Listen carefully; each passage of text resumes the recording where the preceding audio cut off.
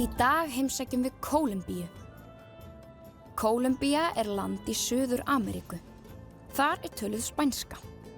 Fáninn gulur, blár og rauður. Í Kólumbíu mjög falleg náttúra.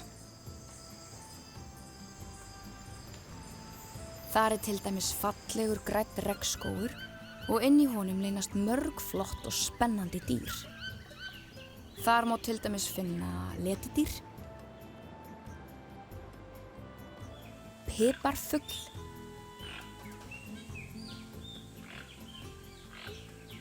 gleraugnabjörn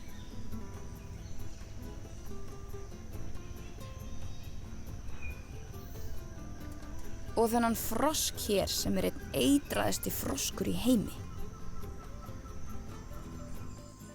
Í Kólumbíu lifa margir á því að rækta kaffi.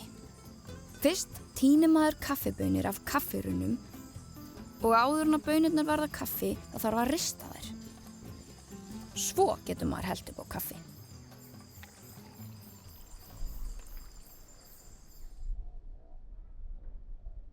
Í Kólumbíu búa margar fjölskyldur við mjög krefjandi aðstæður. Þær hafa ekki efni á fötum, mat eða öruggu húsnæði.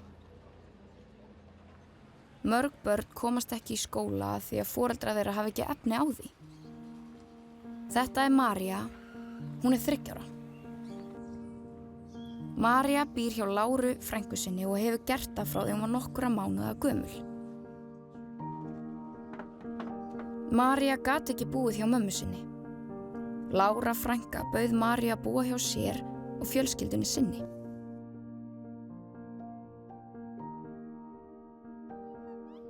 Lára frænka á lítið sætt barn sem María elskar að knúsa.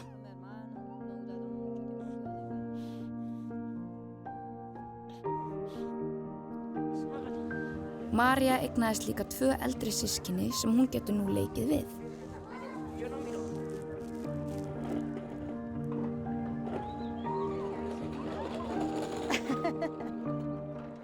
SOS Barnaþorpin hjálpa fjölskyldu Maríu. Fullorðna fólki fær aðstoð við að finna sér vinnu svo það geti fengið pening til að hafa efni á mat, stað til að búa á, fötum, skólabúnaði og öðru sem að barn þarfnast.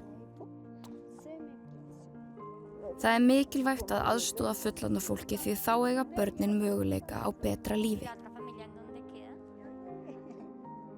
Það best fyrir börnin að búa hjá foreldri sínum eða öðrum fullorðnum sem þykir vænt þau og passa vel upp á þau.